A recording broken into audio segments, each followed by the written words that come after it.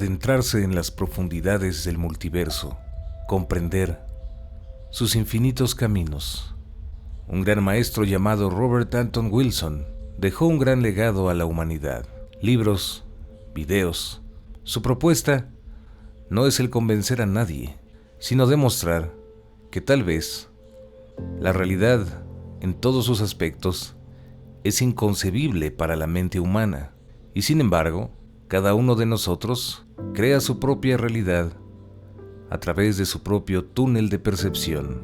Este breve documental es un resumen, una muestra y un acceso a la profundidad del multiverso, basado en el libro del maestro Robert Anton Wilson, Prometeo Ascendiendo.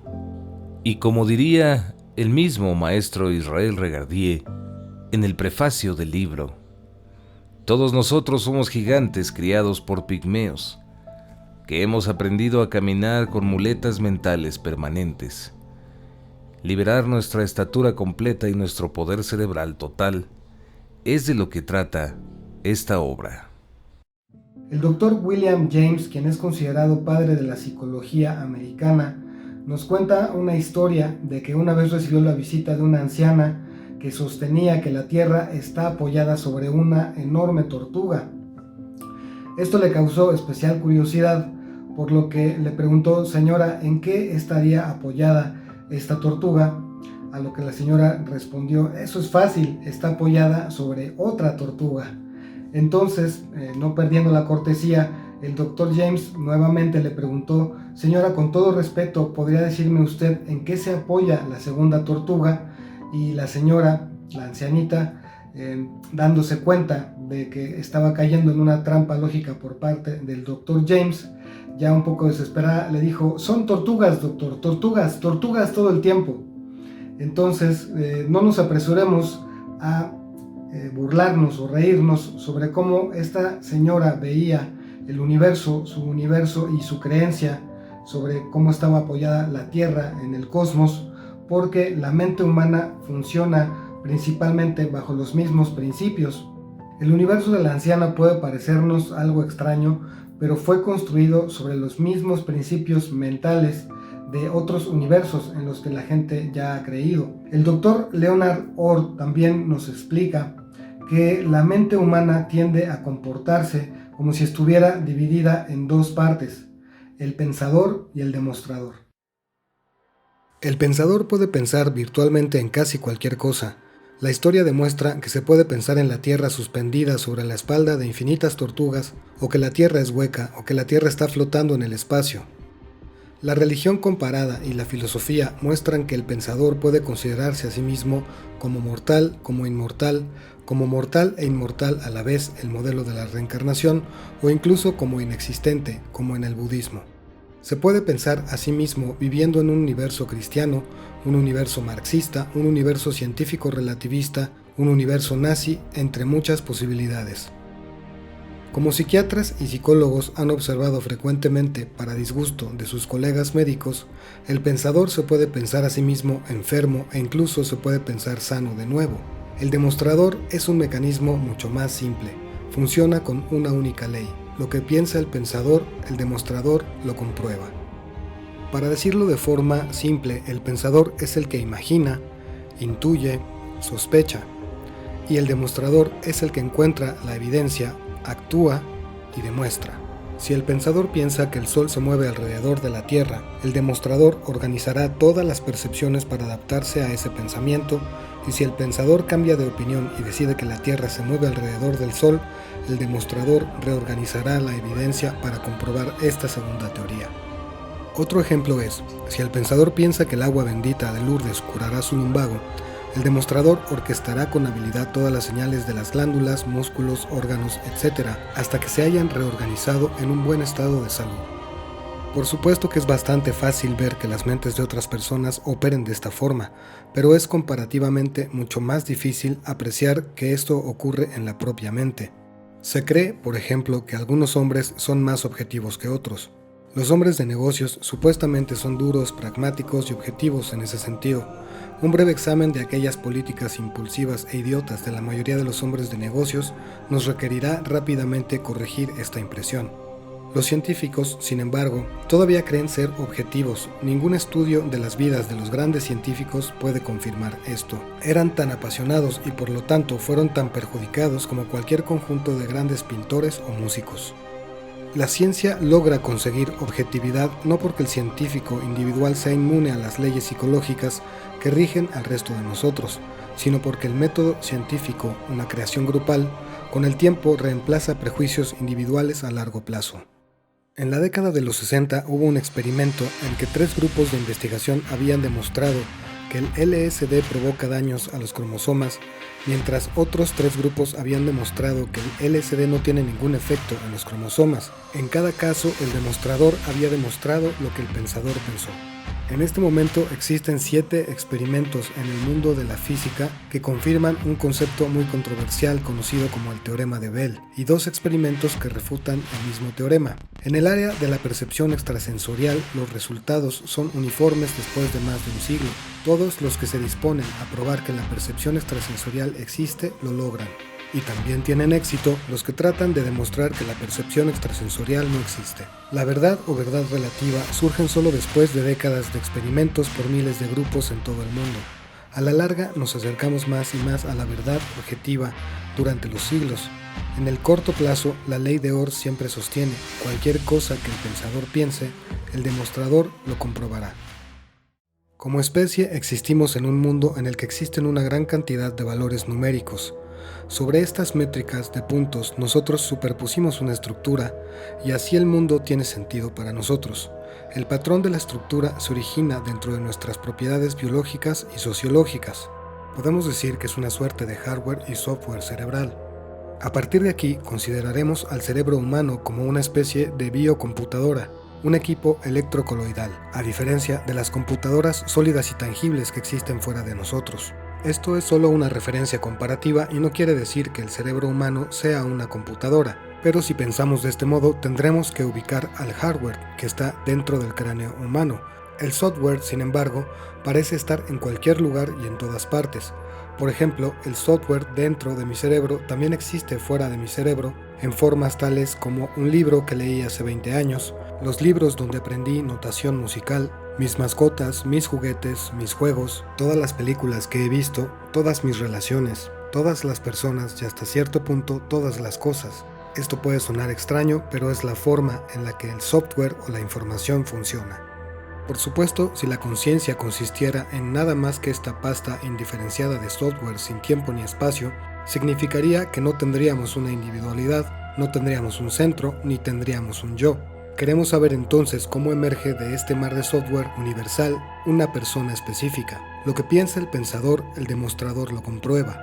Debido a que el cerebro humano, como los cerebros de otros animales, actúa como un ordenador electrocoloidal y no como un equipo en estado sólido, sigue las mismas leyes que los cerebros de los animales. Es decir, el software, los programas, se instalan en el cerebro como vínculos electroquímicos en discretas etapas cuánticas. Cada conjunto de programas consta de 4 partes básicas. 1. Imperativos genéticos, que son programas totalmente innatos o instintivos. 2. Improntas. Estos son los programas más o menos innatos, los cuales el cerebro está genéticamente diseñado para aceptar solo hasta cierto punto en su desarrollo.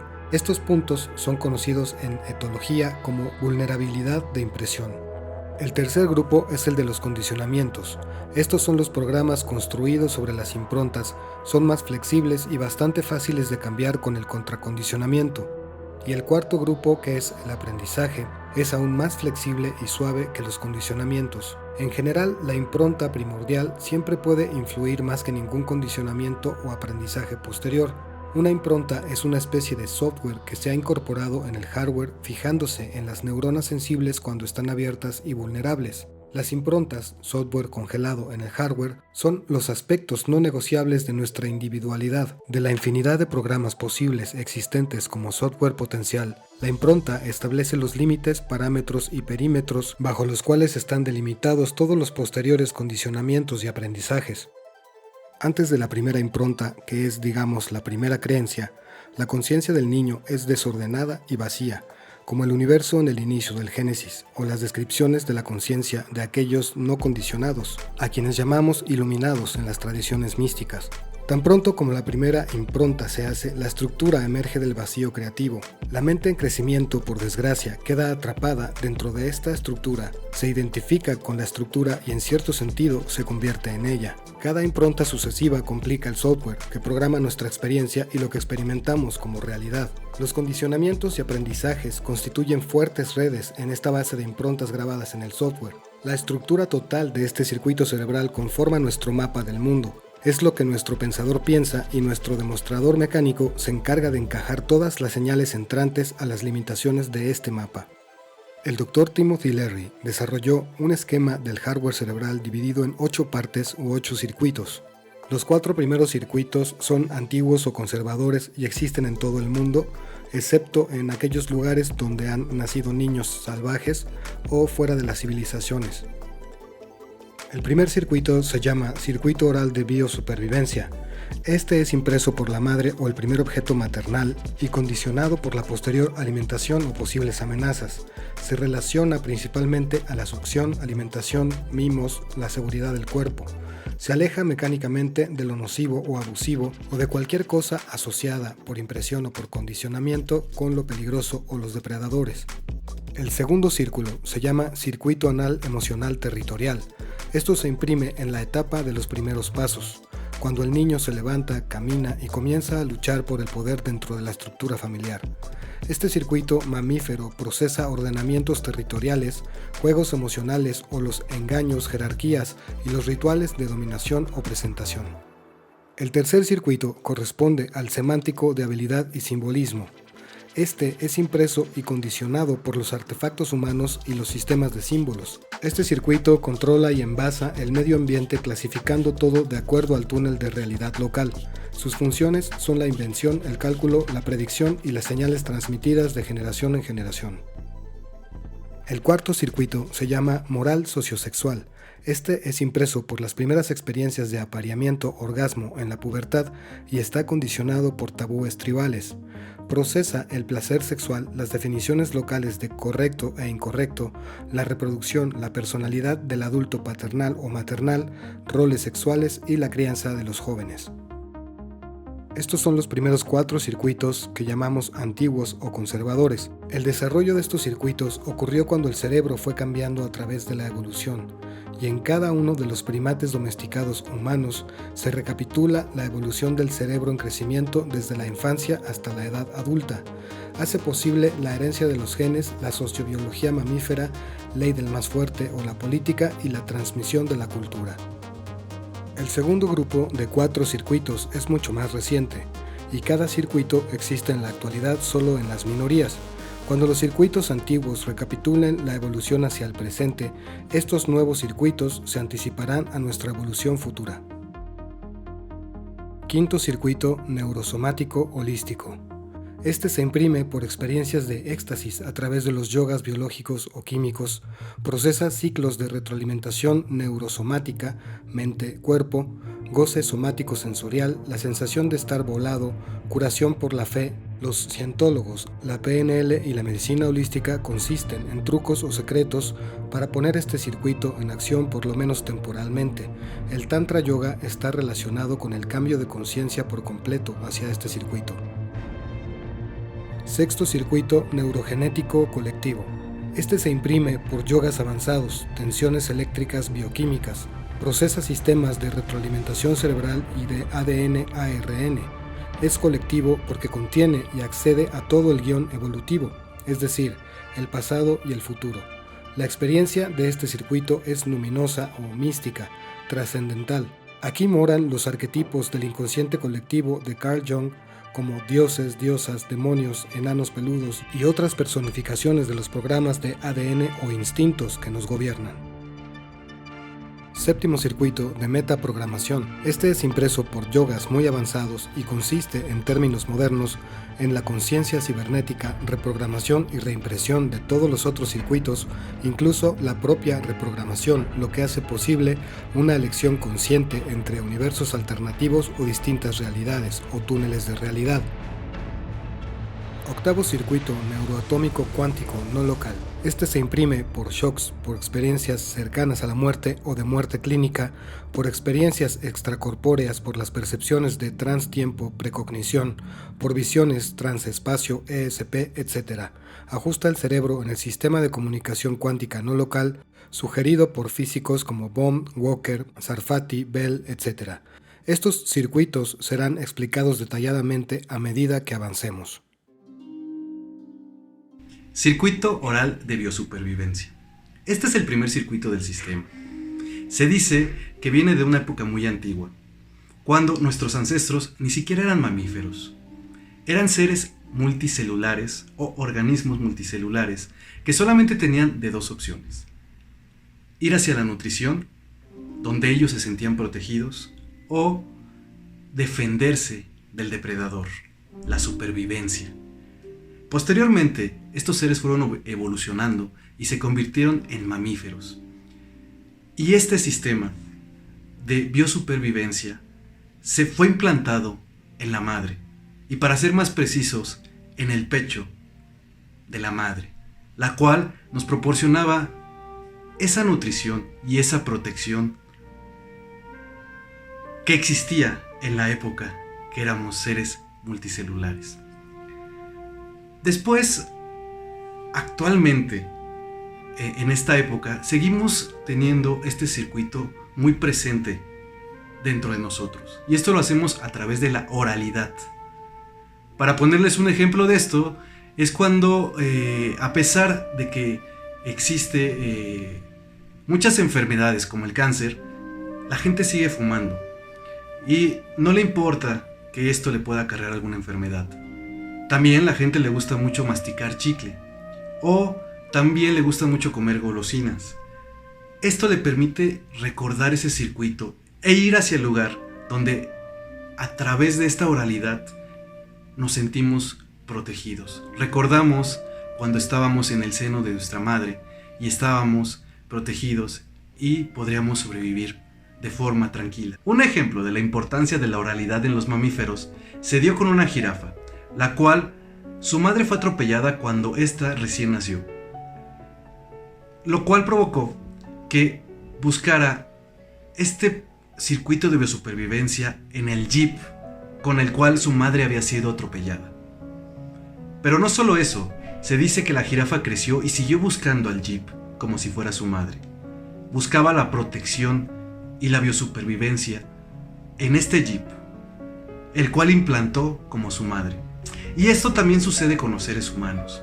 Muchas veces buscamos e implantamos en otras cosas este circuito de biosupervivencia. Buscamos la protección de nuestra madre en otros lados.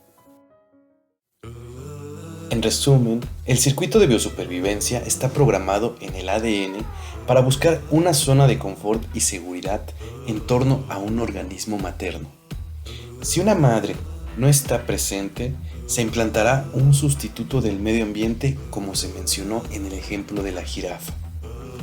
Este instinto de seguridad se produjo en los primeros organismos entre 3 o 4 millones de años atrás. En el humano moderno se encuentra en el tronco cerebral y en el sistema nervioso, razón por la que las perturbaciones en este circuito actúan en el cuerpo y no en la mente. Para curarse, necesitan medicina general en lugar de psiquiatría.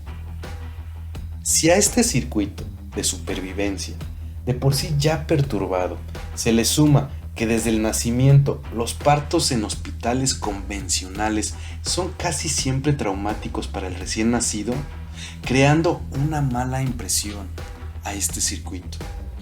Y adicionalmente, si se le suman nuestros no tan apropiados métodos de crianza y la violencia que existe actualmente en nuestras sociedades, van provocando que la mayoría de la gente se encuentre en un estado de emergencia constante. Una encuesta de salud pública realizada en Estados Unidos decía que el 85% de la población tenía síntomas que incluían mareos, palpitaciones al corazón y frecuentes pesadillas, lo cual nos muestra que la gente vive con ansiedad química y, como lo dijo Gurdjieff, la gente se encuentra dormida y tiene pesadillas. Esto también lo decían los primeros cristianos llamados gnósticos.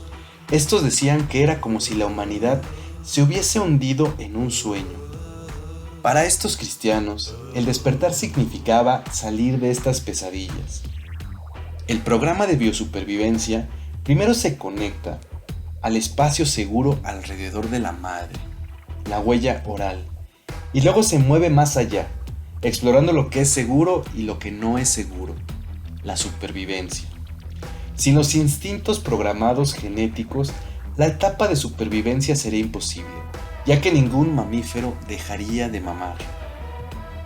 Los programas de instintos actúan de forma automática, inconsciente, ya que si tuvieras que parar y pensar, serías devorado por el primer depredador. Esta impresión se hace de forma diferente en algunos, ya que en algunos se imprime la valentía, la curiosidad y las ganas de exploración, y en otros la timidez, el miedo a lo imprevisible y las ganas de huir. Todo esto es robótico, hasta que uno aprende a reprogramar o reimprimir cada circuito del cerebro, aunque en la mayoría de los casos esto no sucede, todo pasa en piloto automático. Solo me encontré haciéndolo, dice un soldado sometido a un consejo de guerra por cobardía o condecorado por su valentía. Todo animal social tiene, además del instinto que estamos hablando, el instinto de conservación y de proteger el banco genético, la manada o la familia. Por ejemplo, los perros aúllan para advertir a la manada que viene un intruso. Pero a medida que la civilización fue avanzando, la manada, tribu o familia se fue rompiendo. Y esto se debe a que la supervivencia ha sido sustituida por unos billetes, los cuales llamamos dinero. Un hombre actual no busca la seguridad en la información genética ni en la manada o en la familia. La supervivencia la encuentra en conseguir dinero. Si este no está, la ansiedad de supervivencia aparece. Imagina ahora qué harías o sentirías si todo el dinero fuera retirado mañana.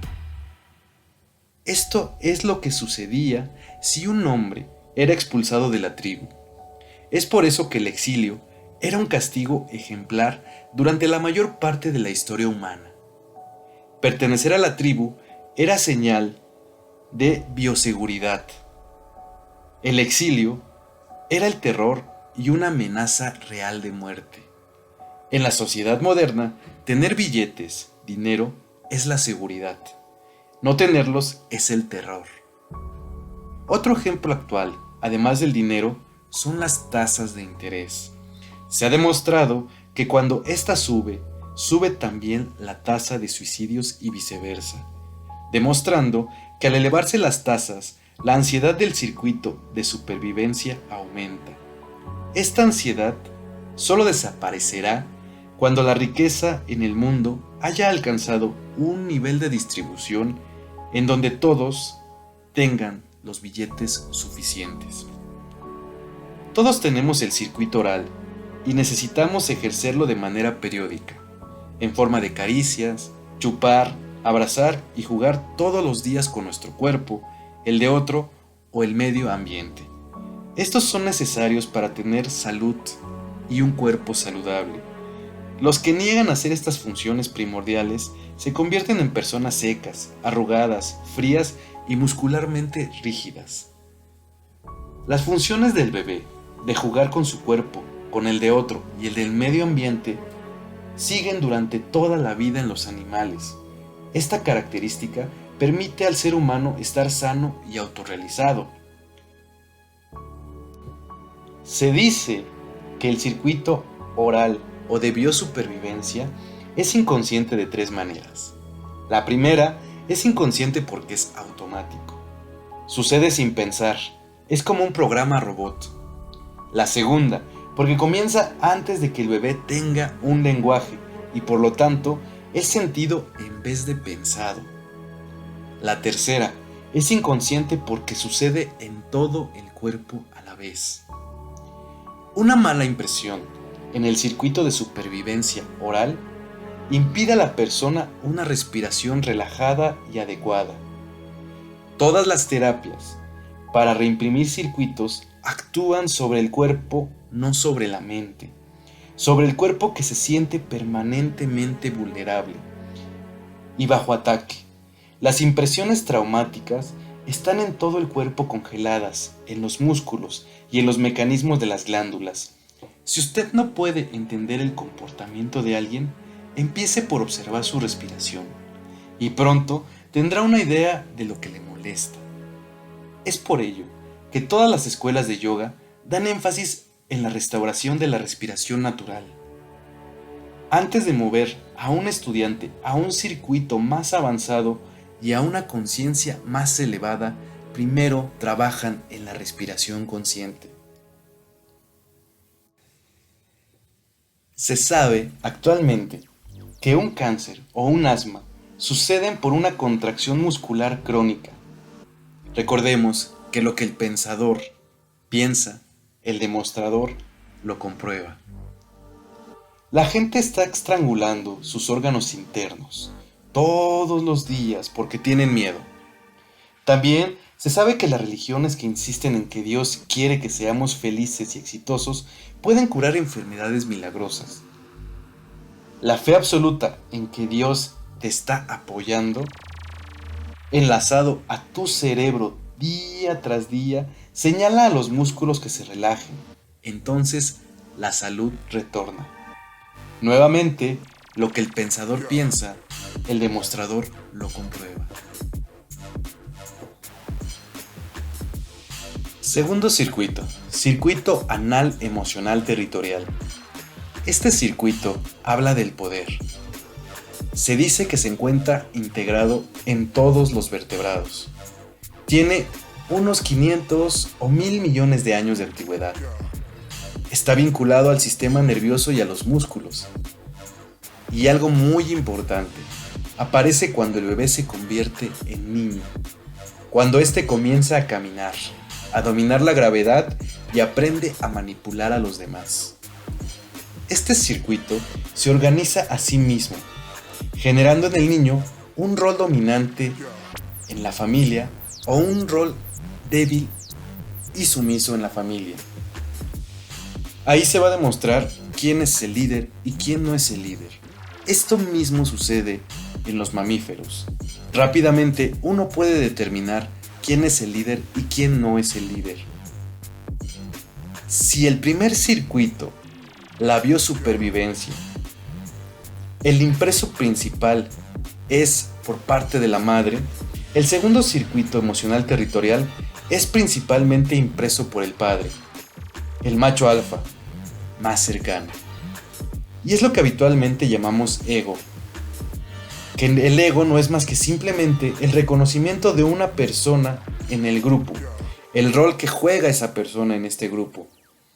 El egoísta se comporta como un niño de 2 años, porque el ego es la impronta etapa donde comienzas a dar tus primeros pasos y aprendes a ir al baño. La mayoría de los mamíferos marcan su territorio con excreciones, y los humanos lo hacen con excreciones escritas en papel y tinta.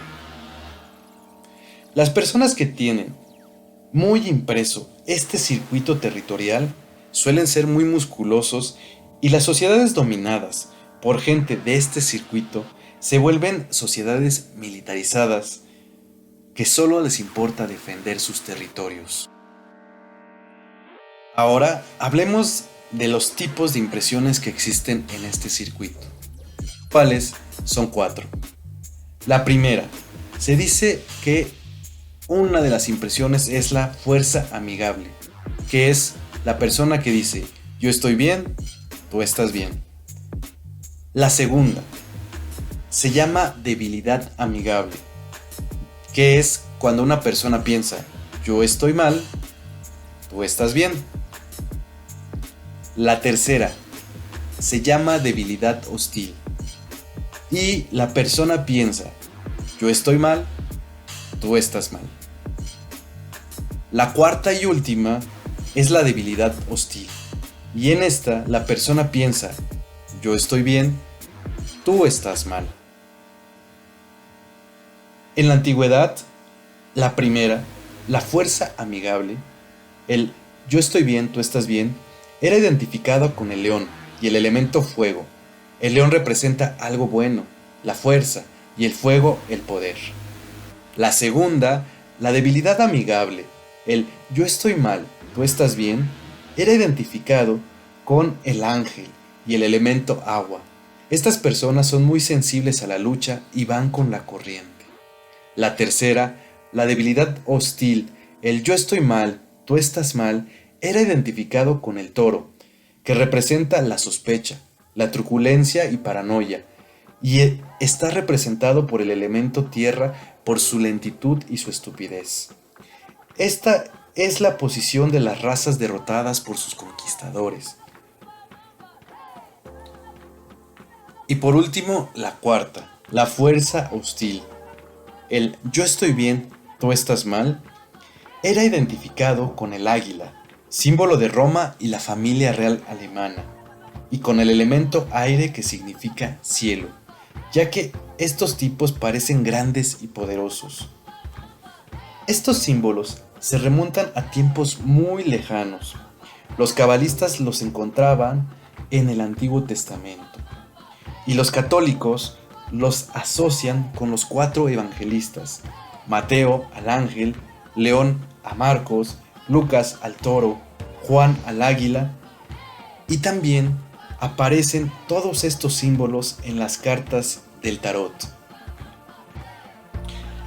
Para aclarar un poco más, imagine que 4 bebés nacieron en un mismo instante, en el mismo hospital. Se quedan 20 años ahí y nosotros volvemos y encontramos que cada uno tiene su propia personalidad. El sujeto 1 desarrolló la fuerza amigable. Yo estoy bien, tú estás bien. El llamado león. Todo el mundo está de acuerdo con él, ya que es un ser querido, un líder de la comunidad. Siempre es cooperador, amable y exitoso. Goza de autocontrol. Es el llamado noble león. Sin embargo, puede ser que esta persona sea un robot total. Porque si no es capaz de dar órdenes y poner en duda a los demás, si nunca es egocéntrica, es muy probable que todo esto lo haya impreso mecánicamente. Solo si fuera capaz de, en situaciones de fuerza mayor, admitir debilidad cuando está abrumado o ejercer solo así, mostrando que pueda tomar otras actitudes de otro cuadrante. Ejemplo, convirtiéndose, sabiendo que él es un león, pero en situaciones de fuerza mayor, convirtiéndose en un ángel, él se dará cuenta que no es un condicionamiento, no es un robot, sino que sí está marcado por el león, pero no de una forma automática, no de una forma robótica. Ahora vamos con el sujeto 2, el cual desarrolló la debilidad amigable. Yo estoy mal, tú estás bien. El llamado ángel. Él es tímido, fácil de dirigir, y siempre buscará a alguien que se haga cargo y le dé órdenes. Una vez más, este acondicionamiento puede ser robótico y automático. Pero si esta persona, en casos de fuerza mayor, cambia de cuadrante, que a pesar de ser un ángel pueda ser un león y tomar otras decisiones diferentes, solamente así no lo estará haciendo de forma automática. Ahora vamos con el sujeto 3. El sujeto 3 desarrolló la debilidad hostil. Yo estoy mal, tú estás mal. El llamado toro. Él desconfía de todos, se rebela contra todos, habla sarcásticamente, Se queja todo el tiempo. Es generalmente amargado, resentido. Es un osco toro. Igual pudo aprenderlo de forma robótica o no, como en los dos ejemplos anteriores. Y por último, vamos con el sujeto 4, el cual desarrolló la fuerza hostil. Yo estoy bien, tú estás mal. El águila. Él es considerado como mandón, frío, insensible y dictatorial. Pero aún así, es un buen líder. Es el águila imperial. La ironía y tragedia de la vida humana es que ninguno de estos sujetos es consciente de su robotización. Cada uno te explicaría el por qué es así y diría que las causas son externas y son por el mal comportamiento de otras personas. Nuevamente, lo que piense el pensador, el demostrador, lo comprueba. Ahora, si usted pone a estos 4 sujetos en una isla desierta, se puede predecir que los sujetos 1 y 4, león y águila, tratarán de hacerse cargo el 1 para ayudar a los demás y el 4 porque no puede imaginar a nadie más en el control. Después, el 1 se someterá al 4 porque quiere que las cosas fluyan sin problemas por el bien de todos. Al sujeto 2, el ángel, no le importará quién encabece el grupo con tal de que alguien más tome las decisiones. Y el sujeto 3, el toro, se quejará todo el tiempo, no importa quién esté a cargo, mientras que hábilmente sigue evitando cualquier acción que requiera tomar alguna responsabilidad. Lo importante de este circuito es ejercitarlo diariamente. Jugar con los niños puede ser un buen ejercicio. También tratar de analizar el estado emocional de otra persona. Un buen general utiliza este circuito para darse cuenta de lo que el enemigo está planeando.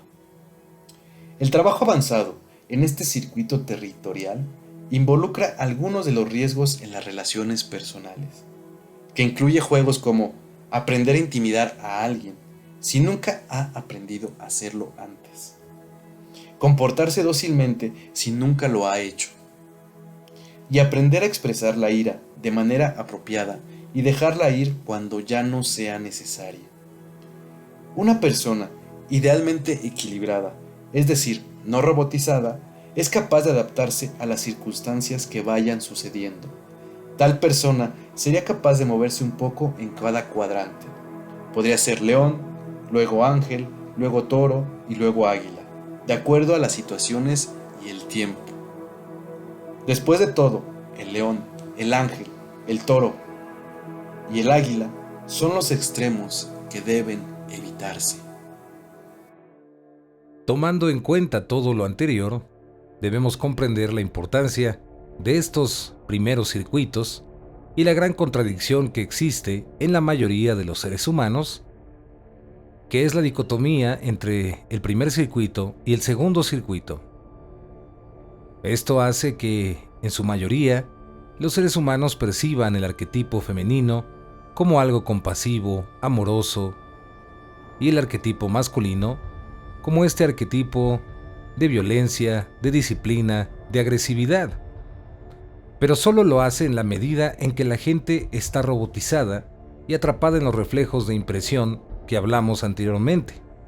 Cuando los hechos acumulados, trucos, herramientas, técnicas y demás instrumentos de la neurociencia lleguen a una cierta masa crítica, tal vez seremos capaces de liberarnos de estos ciclos robóticos. Precisamente esta dicotomía y el gran sufrimiento que causa son los dolores de parto de un Prometeo cósmico que asciende, saliendo de la larga pesadilla de la historia de los primates domesticados. Por supuesto que todo lo anterior son generalizaciones históricas y genéticas que no coinciden exactamente con ninguna familia específica. Los arquetipos de la diosa llena de gracia y el gigante hostil no se activan en casos donde la madre es fría y amargada, mientras el padre es la figura cálida y de apoyo. Las impresiones en los circuitos primero y segundo son estadísticamente anormales en esas familias, y esa combinación diferente podría resultar pues cualquier cosa, desde un chamán, un esquizofrénico, un genio, alguien con mucha diversidad sexual, un artista, un psicólogo y un gran etcétera. Y así nos adentramos al tercer circuito semántico, el cual maneja objetos y hace un mapa. Esto crea la realidad túnel, que se puede transmitir a los demás inclusive a través de generaciones.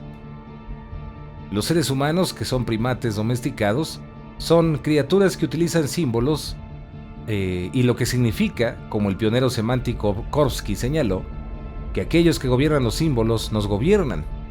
Si Moisés, Confucio, Buda, Jesús, Mahoma y San Pablo pudieran ser considerados influencias vivas, y lo son, simplemente miren alrededor de su mundo, el mundo que nos rodea.